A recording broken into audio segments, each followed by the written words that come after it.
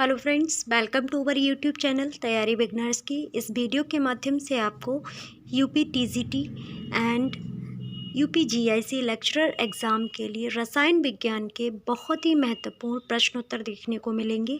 पूरा वीडियो देखिए और चैनल को सब्सक्राइब भी कर लीजिएगा। अगर आप किसी अन्य परीक्षा की तैयारी कर रहे हैं तब भी इस वीडियो को देख सकते हैं। तो शुरू करते हैं। पहला क्वेश्चन है 30Si14, 31st P15, 32S16 क्या है? ए ऑप्शन है आइसोटोन्स, बी ऑप्शन है आइसोवार्स, सी ऑप्शन है आइसोटोप्स, डी ऑप्शन है दर्पण नाभिक। तो इसका ए ऑप्शन बिल्कुल करेक्ट हो जाएगा। 30Si14, 31st P15, 32S16 isotones है। सब में न्यूट्रॉन की संख्या 16 है। आइसोटोन्स क्या होते हैं? ऐसे तत्व जिनके परमाणु संख्या एवं द्रव्यमान संख्या दोनों भिन्न भिन्न हों लेकिन न्यूट्रॉनों की संख्या समान हो, सम न्यूट्रॉनिक कहलाते हैं। कृत्रिम समभारी रेडियो सक्रिय तत्वों से बीटा कणों के उत्सर्जन के फलस्वरूप प्राप्त होते हैं। अगला क्वेश्चन है किसी तत्व का परमाणु भार 35 है तथा 18 इलेक्ट्रॉन हैं तो उस तत्व के प्रोटॉन की संख्या कितनी होगी? ए ऑप्शन है 17, बी ऑप्शन है 18, सी ऑप्शन है 20, डी ऑप्शन है 15। तो इसका बी ऑप्शन बिल्कुल करेक्ट हो जाएगा। किसी तत्व का परमाणु भार 35 है तथा 18 इलेक्ट्रॉन है तो उस तत्व में प्रोटॉन की संख्या 18 होगी, क्योंकि परमाणु में जितने इलेक्ट्रॉन रहते हैं उतने ही प्रोटॉन रहते हैं, क्योंकि परमाणु उदासीन रहता है। अगला क्वेश्चन है यूरेनियम का कौन सा आइसोटॉप न्यूक्लियर रिएक्टर में होने वाली श्रृंखला को प्रतिक्रिया को जारी रखने की क्षमता रखता है?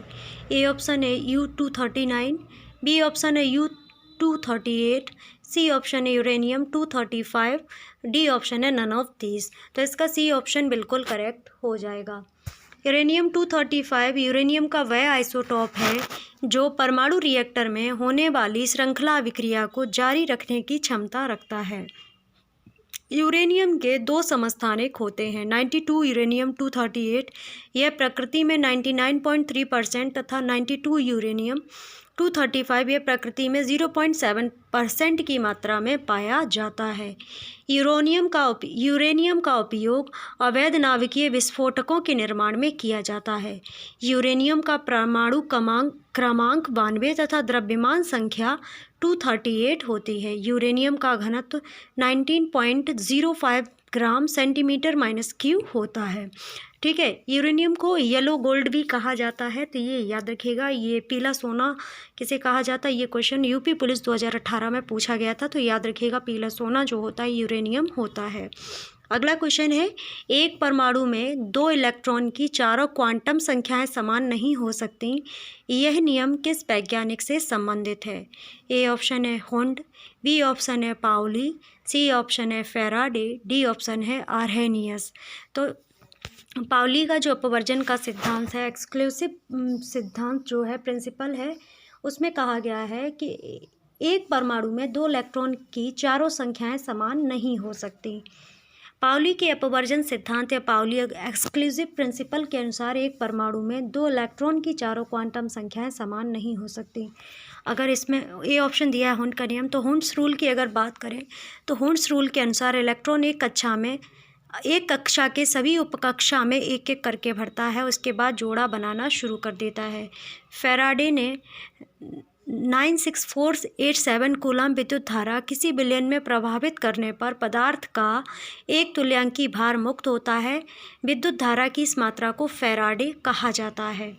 अगला क्वेश्चन है अक्रिय गैस परमाणुओं के सबसे बाहरी कक्ष में कितने इलेक्ट्रॉन होते हैं? ए ऑप्शन है 4, बी ऑप्शन है 6, सी ऑप्शन है 8, डी ऑप्शन है 2। तो इसका सी ऑप्शन बिल्कुल करेक्ट हो जाएगा। अक्रिय गैस परमाणुओं के सबसे बाहरी कक्ष में 8 इलेक्ट्रॉन होते हैं।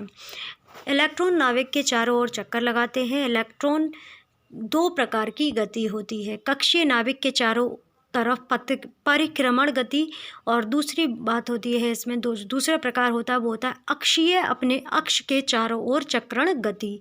एक इलेक्ट्रॉन नेट आवेश के साथ एक उपपरमाण्विक कण जो नकारात्मक है, प्रोटॉन कणों में सकारात्मक आवेश होता है। अगला क्वेश्चन है, निम्न में से एक परमाण्विक गैस है। ए ऑप्शन है हाइड्रोजन, बी ऑप्शन है नाइट्रोजन, सी ऑप्शन है क्लोरीन, डी ऑप्शन है हीलियम। तो हीलियम जो है एक परमाण्विक गैस होती है, तो इसका डी ऑप्शन बिल्कुल करेक्ट हो जाएगा।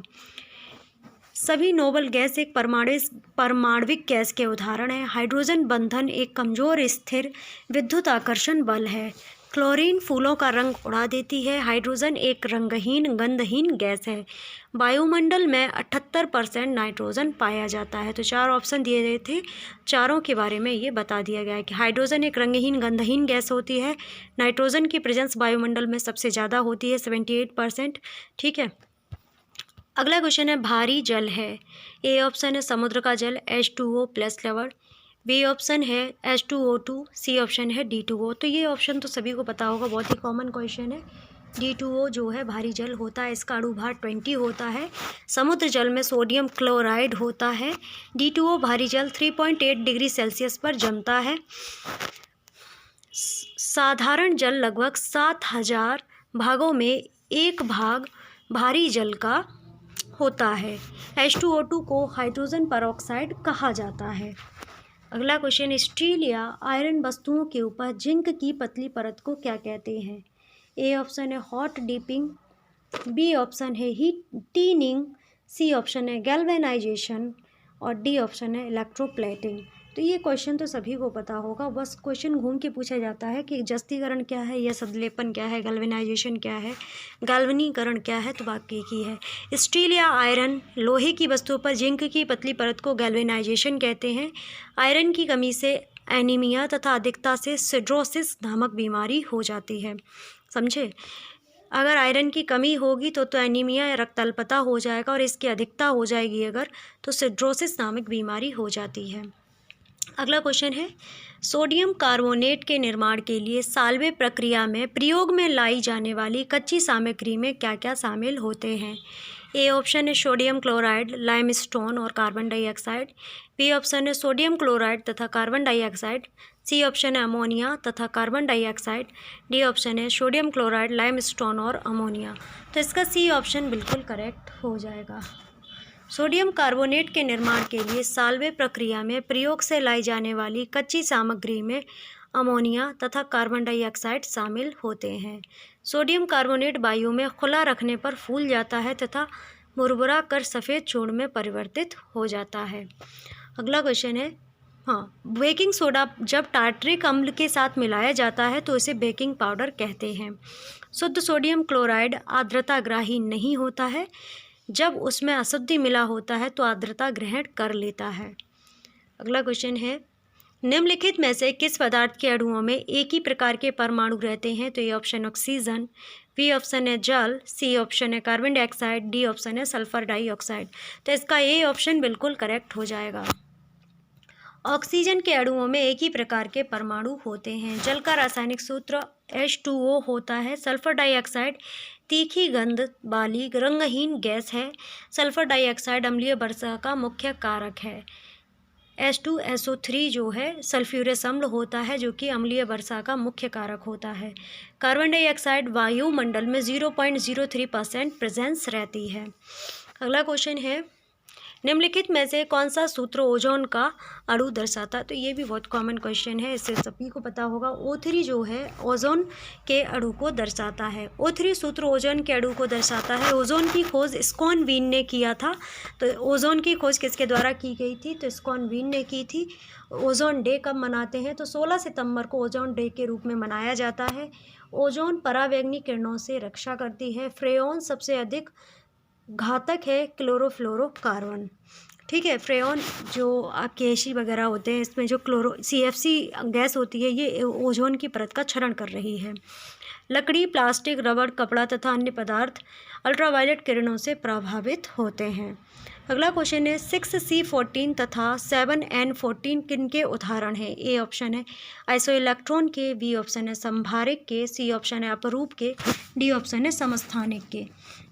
तो इसका बी ऑप्शन बिल्कुल करेक्ट हो जाएगा। 6C14 तथा 7N14 संभारिक के उदाहरण होते हैं। जिन परमाणुओं में न्यूट्रॉनों की संख्या समान होती है उन्हें समन्यूट्रॉनिक कहते हैं। समान परमाणु द्रव्यमान परंतु भिन्न परमाणु क्रमांक के परमाणुओं को संभारिक कहा जाता है। समान परमाणु द्रव्यमान परंतु भिन्न परमाणु क्रमांक के परमाणुओं की संभारिक कहा जाता है। समान परमाणु क्रमांक परंतु भिन्न परमाणु द्रव्यमानों को परमाणुओं की समस्थानिक कहते हैं। अगला क्वेश्चन है बकमिंस्ट्र फ्लोरीन है। ए ऑप्शन है कार्बन यौगिक का एक रूप जिसमें 60 कार्बन परमाणुओं का गुच्छा होता है जो परस्पर पंचभुज या षटभुज से बने बहुफलकीय संरचना से जुड़े होते हैं। बी ऑप्शन है फ्लोरीन का एक बहुलक, सी ऑप्शन है कार्बन का एक समस्थानिक जो C14 से भारी होता है, डी ऑप्शन है इनमें से कोई नहीं।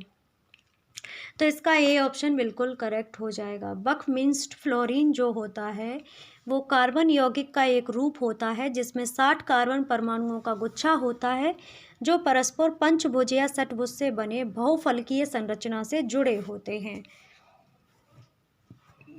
फ्लोरीन्स की खोज SW Kroto, E Smalley and RF Curl ने की थी। फ्लोरीन्स का उपयोग बॉल बेयरिंग और हल्की बैटरी बनाने में किया जाता है। कृत्रिम ग्रेफाइट एचिसंस प्रक्रम द्वारा बनाया जाता है। अगला क्वेश्चन है साधारणतया किसी कार्बनिक अम्ल के साथ जब किसी धातु की प्रतिक्रिया होती है तो कौन सी गैस निकलती है?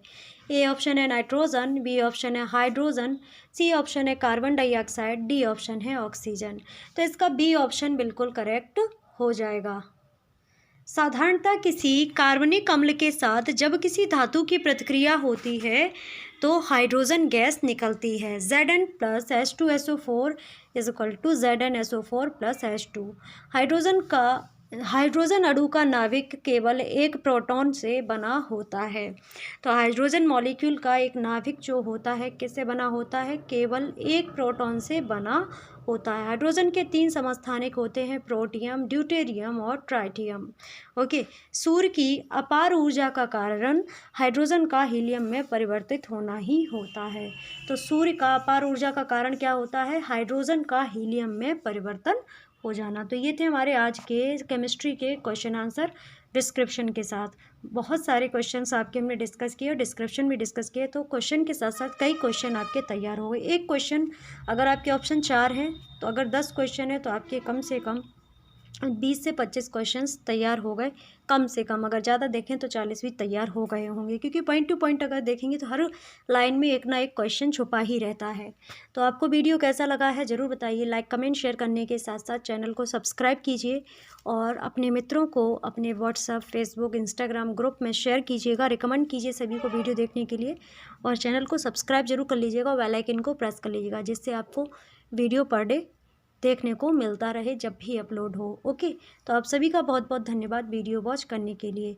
आप सभी का दिन शुभ हो। टेलीग्राम ग्रुप ज्वाइन करना चाहते हैं तो लिंक आपको वीडियो के डिस्क्रिप्शन में मिल जाएगा। ऑडियो सुनना चाहते हैं तो भी खबरी ऑडियो प्लेटफॉर्म का लिंक भी आपको डिस्क्रिप्शन में मिल जाएगा, तो वहाँ से आप डायरेक्ट ज्वाइन कर सकते हैं। तो आप सभी का बहुत बहुत धन्यवाद वीडियो वॉच करने के लिए।